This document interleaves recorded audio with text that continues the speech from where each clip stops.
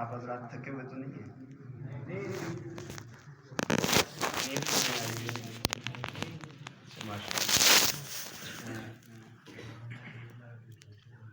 کتنے نمبر کا پروگرام ہے؟ یعنی رمضان میں کتنا پروگرام آپ یہ اٹینڈ کرتے ہیں؟ اکثر پہلا، اور بیچ میں علماء کرام 3 4 5 6 6 کر کے آگے ہوں گے، ایسا ہی ہے نا؟ بس ہمارا شمار بھی پھر ان حضرات کے ساتھ ہوتا ہے۔ 21 کے بعد مستقل چل رہے ہیں نا، اور ہر پروگرام تقریباً 1.5 2 رات کو 2 تھے۔ ایک یہ جنہوں نے ابھی آپ کے سامنے نعت پڑھی ہے، انہوں نے جو قرآن سنایا ہے اس جگہ پہ، اور پھر دوسرا اپنی جامع مسجد میں جہاں سے آپ کے خطیب صاحب ہیں، مرکزی جامع مسجد، وہاں پہ تقریباً 2:30 بجے وہاں سے فارغ ہوئے۔ تو یہ اب ہماری روٹین بن چکی ہے، عادت ہو گئی ہے نا۔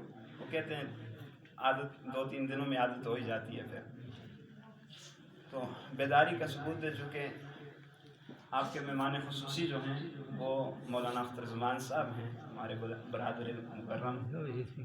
تو بالکل ہی بات ہی نہیں ہے۔ مختصر سے حاضری کے لیے میں آپ کے سامنے آیا ہوں، پوری توجہ سے بیٹھیں گے انشاءاللہ نفع ہوگا، اور جتنا آپ میری آنکھوں میں آنکھیں ڈال کے توجہ کریں گے تو میری گفتگو آپ کو سمجھ آئے گی انشاءاللہ۔ نحمده ونصلي على رسوله الكريم، اما بعد فاعوذ بالله من الشيطان الرجيم، بسم الله الرحمن الرحيم، لو انزلنا هذا القرآن على جبل لرأيته خاشعا متصدعا من خشية الله، قال الله تبارك وتعالى في موضع آخر، إنا نحن نزلنا الذكر وإنا له لحافظون۔ وعن عمر بن الخطاب رضي الله عنه قال قال رسول الله صلى الله عليه وسلم، إن الله يرفع بهذا الكتاب أقواما ويضع به آخرين، أو كما قال عليه الصلاة والسلام۔ آمنت بالله صدق اللہ العظیم۔ میرے انتہائی قابل قدر سامعین، آج آپ کے ہاں پہلی مرتبہ آپ سے مخاطب ہونے کا موقع ملا۔ رب ذوالجلال سے دعا ہے اللہ تعالیٰ مجھے یہ چند لمحے کے لیے جو گفتگو کروں حق اور سچ کہنے کی اللہ توفیق نصیب فرمائے، اور اس کے بعد حق اور سچ جب بیان ہو جائے، ہمارے گوشے گزار ہو جائے، اس کے بعد اللہ تعالیٰ اس پہ عمل کی توفیق نصیب فرمائے۔ میں اپنے اکثر بیانات میں ایک بات کہا کرتا ہوں، آج اس چلتے دور کے اندر علم کی کمی نہیں ہے، معلومات کی کمی نہیں ہے، معلومات سمٹ کے انسان کے جیب کے اندر آ چکی ہیں۔ جس چیز کی کمی ہے، جس وجہ سے آج کا انسان مار کھائے جا رہا ہے، اور خصوصاً آج کا مسلمان مار کھائے جا رہا ہے، وہ عمل کی کمزوری ہے۔ اللہ سے دعا کریں کہ اللہ ہماری اس عمل کی کمزوری کو بھی دور فرما دے۔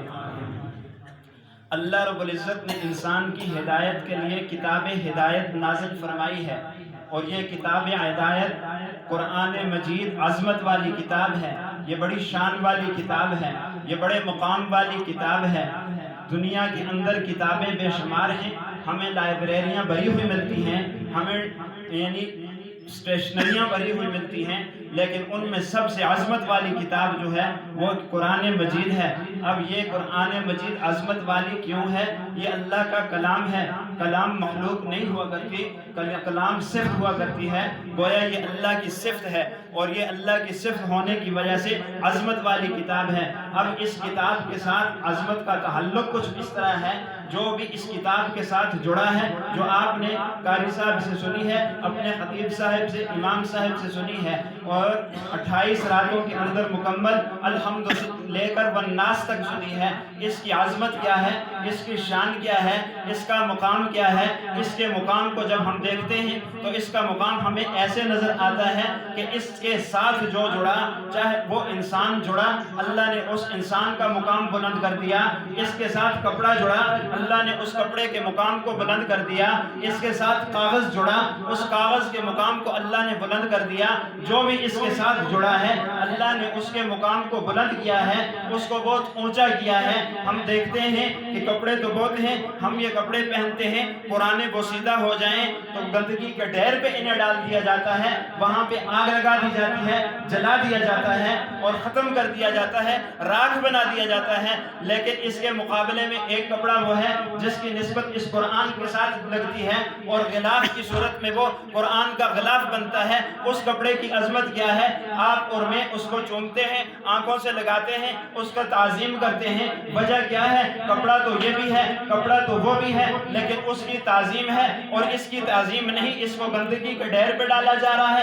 وجہ صرف اور صرف ایک ہی ہے مسلمانوں، کہ اس کپڑے کی نسبت اس کتاب کے ساتھ ہوئی ہے جو عظمت والی ہے، جو شان والی ہے، اور شان والی کتاب کے ساتھ اس کپڑے کی نسبت جڑی تو وہ بھی شان والا ہو گیا، اس کی عظمت بھی بڑھ گئی۔ پھر اس کو چومنے لگے ہم اور اس کے تعظیم کرنے لگے۔ اور اسی طرح ہم دیکھتے ہیں یہ تباہی ہے، پلاسٹک کی کرسیاں اور میزیں ہم نے گھروں میں بھی رکھی ہوئی ہیں، وہ وسیلہ ہو جائیں کباڑیے کے حوالے کر دی جاتی ہیں۔ اور ایک تباہی یہ ہے جو مسجد میں قرآن کے لیے رکھی ہوئی ہے، اب یہ قرآن کے لیے رکھی گئی تباہی، اس کی ہم عظمت کو دیکھیں کہ اس کی عظمت کیا ہے، اس کی ہم کتنی تعظیم کرتے ہیں۔ پاؤں اس کے ساتھ نہ لگ جائے، ٹھوکر اس کو نہ لگ جائے، کیوں؟ اس کی نسبت بڑی ہے اور نسبت قرآن کے ساتھ جڑی ہے۔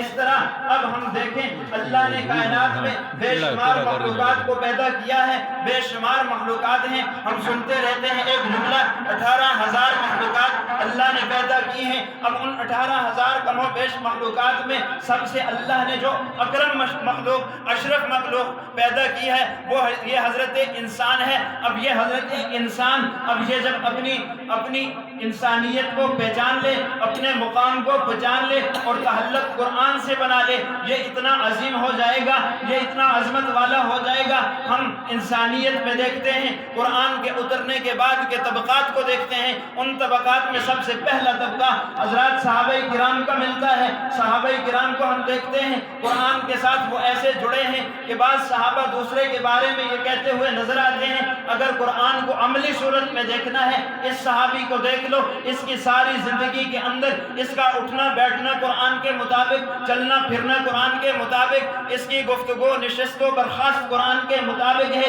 اب ہم دیکھتے ہیں وہ اس نے اپنی عملی زندگی میں اس کتاب کو لیا ہے، اللہ نے جنت کے سرٹیفکیٹ اس دنیا میں ان کو عطا کیے ہیں۔ اور آج ہم بھی اگر اس قرآن کے ساتھ جڑ جائیں گے، اس کے ساتھ اپنا تعلق بنا لیں گے، اس کے ساتھ ہم مل جائیں گے، اس کو اپنے عمل میں لے آئیں گے، اللہ اسی قدرت کے ساتھ آج بھی موجود ہے۔ اللہ اپنی نوازشوں کو اسی طرح مستدار بارش کی طرح اس امت پہ بھی برسا کے رکھ دے گا۔ ہم دیکھتے ہیں آج ہر جگہ پہ مسلمان مار کھائے جا رہا ہے، ہر جگہ پہ اس کی پٹائی ہو رہی ہے اور یہ ہر جگہ پہ کمزور ہو رہا ہے، غیر اس پہ طاقتور ہو چکا ہے۔ اس کی بنیادی وجہ کیا ہے؟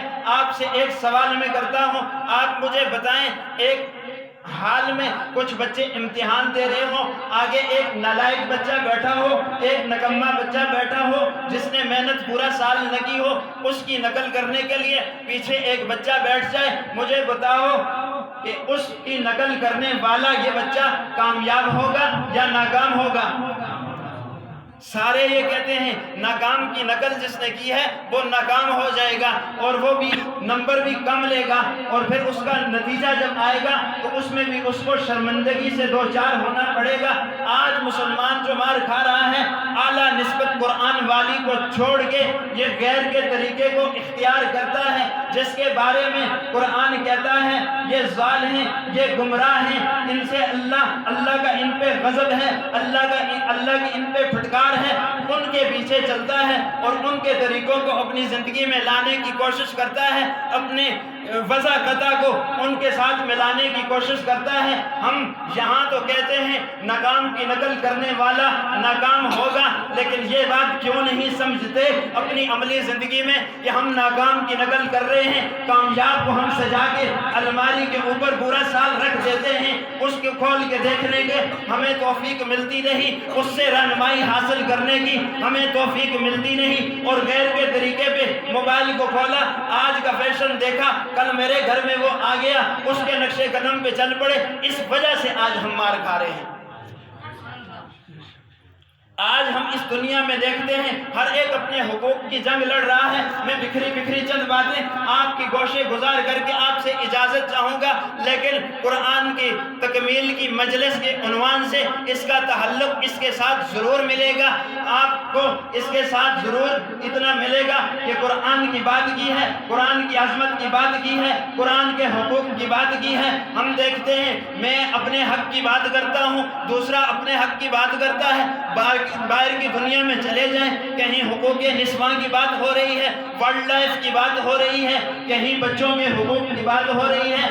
آپ مجھے بتائیں یہ سارے حقوق، یہ تو دنیا کے رہتے حقوق دنیا تک ہیں، محدود ہیں۔ جب یہ آنکھ بند ہو جائے گی ان حقوق کا تعلق بھی پیچھے رہے گا زیادہ۔ لیکن مجھے بتائیں قرآن کا بھی ہمارے اوپر کچھ حق ہے یا نہیں؟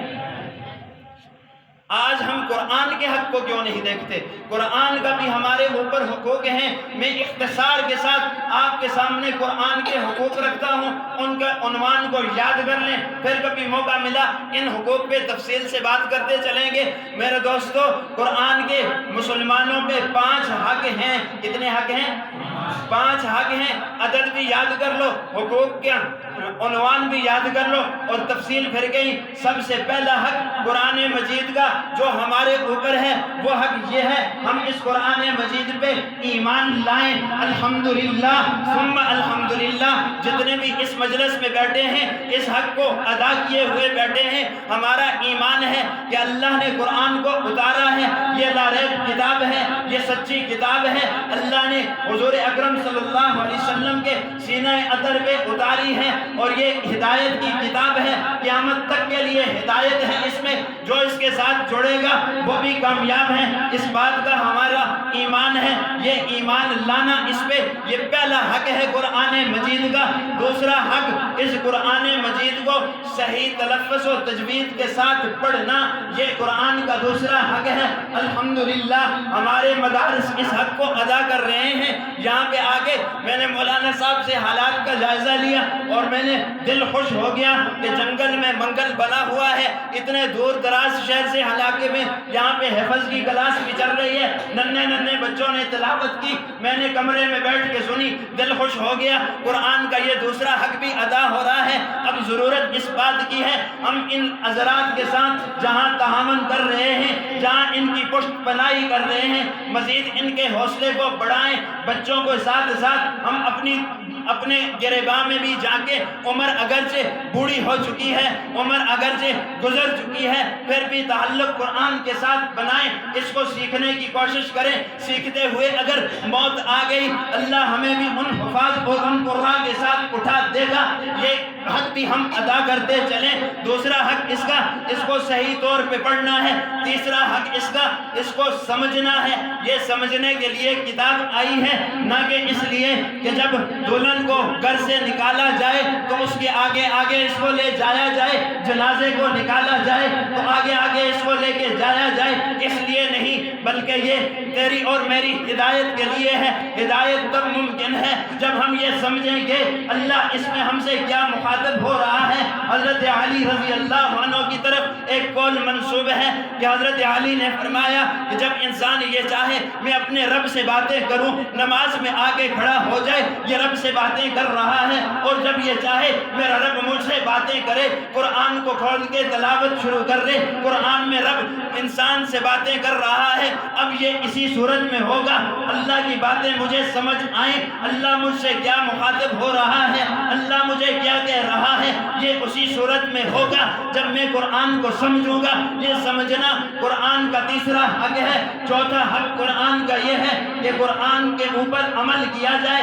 ایسا نہ ہو کہیں جب میرے اور تیرے دنیا کے نفع کی باری آئے قرآن کو پسے پشت ڈال دیا جائے اور پھر اپنے نفع کو لے لیا جائے اور پھر اس کے حکم کو نہ مانا جائے، اپنے نفع کو ترجیح دے جائے۔ ایسا نہیں ہونا چاہیے، بلکہ ہونا یوں چاہیے قرآن مجھے کسی جگہ سے منع کر رہا ہے، وقتی میرا نقصان ہے برداشت کر لوں گا، قرآن کے حکم کی عدولی نہیں کروں گا۔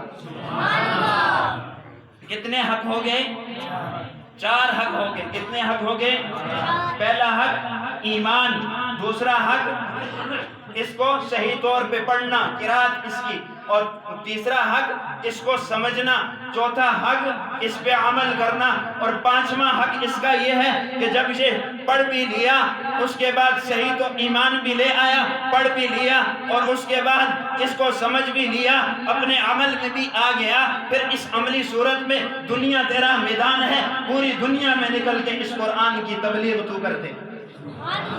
پھر دیکھ رب دنیا کے اندر حالات کو کیسے بدلتا ہے، پھر حالات کیسے پلٹا کھاتے ہیں۔ تعلیمات قرآن کی ہو، مسلمان کی عمل میں قرآن ہو، مسلمان کو دیکھ کے انسان کو یہ پتا چلے کہ قرآن اس کی زندگی میں نمایاں طور پہ نظر آ رہا ہے۔ پھر دیکھ دنیا کفر میں کیسے زلزلہ اور کب کبھی طاری ہوتی ہے۔ ہم یہ بات سنتے رہتے ہیں، صحابہ کرام جب دعوت کے میدان میں نکلتے وہ یہ نہیں کہ وہ لمبی چوڑی بات نہیں کرتے، قولوا مثلنا، ہمارے جیسے ہو جاؤ، کیوں کہتے تھے یہ؟ کیونکہ ان کی زندگی میں کلام مجید پورے طور پہ تھا۔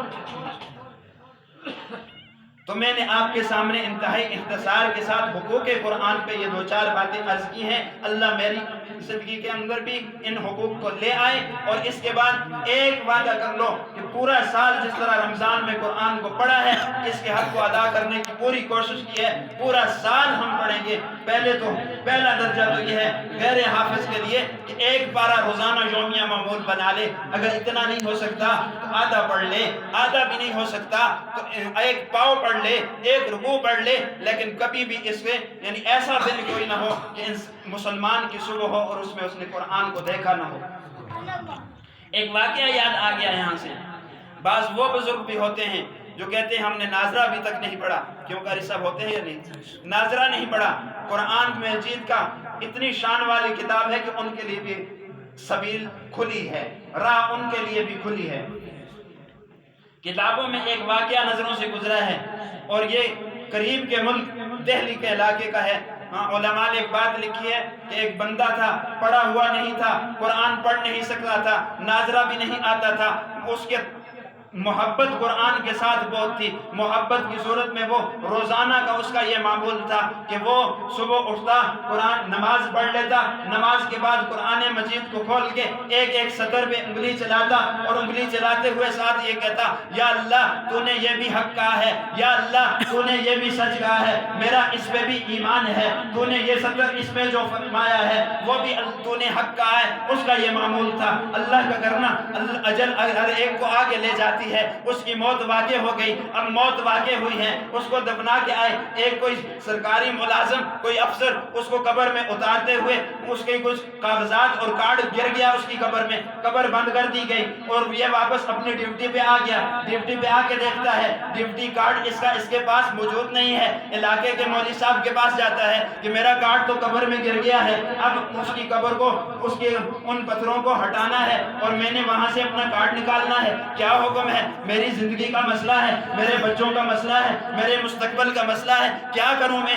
علماء نے اجازت دی، یہ اجازت کے بعد وہاں پہ گیا، اس کی قبر کو کھولا، اور وہاں سے کیا دیکھتا ہے؟ وہ میت تو ہے ہی ہے، لیکن وہاں کی اس کی قبر کی کچھ حالات ہی بدلے ہوئے ہیں، وہاں پہ پھول ہیں، وہ پھول دنیا میں کبھی اس نے دیکھے نہیں، وہاں پہ خوشبو ہے، وہ خوشبو کبھی دیکھی نہیں اس نے، ایسی عمدہ قسم کی خوشبو ہے، اس کے تو حواس باختہ ہو گئے، اپنے کارڈ کو تو بھول گیا، بند کی قبر واپس آ گیا۔ مولوی صاحب سے پوچھا کیا معاملہ ہے یہ کہ میں جس میت کو رکھ کے گیا تھا وہ میت اس طرح نہیں ہے، وہاں پہ تو پھولوں کے گلدستے ہیں، وہ پھول دنیا کے پھول بھی نہیں ہیں، وہاں پہ خوشبو ہے، وہاں پہ وہ خوشبو دنیا کی خوشبو بھی نہیں ہے، کیا ماجرا ہے یہ؟ اور کہا اس کے گھر والوں سے تحقیق کرو، کتنا نیک بندہ تھا، کیا عمل کرتا تھا، کیا کیا نیکیاں کرتا تھا۔ اب اس کے گھر والوں سے تحقیق کی، کہا بالکل چٹا ان پڑھ تھا، لیکن کچھ بھی نہیں آتا تھا، قرآن کے ساتھ اس نے تعلق جوڑا ہوا تھا، قرآن کے ساتھ نسبت مضبوط تھی، روزانہ کبھی کوئی دن خالی ایسا نہیں گزرتا تھا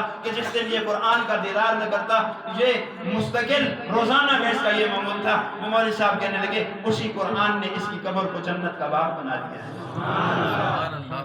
تو اس لیے قرآن کے ساتھ تعلق کو مضبوط کر لیں، اللہ دنیا بھی چمکا کے رکھ دے گا، آخرت بھی چمکا کے رکھ دے گا۔ اللہ رب العزت کی ذات عالی جو کچھ کہا سنا اس پہ عمل کی توفیق نصیب فرمائے۔ وما علینا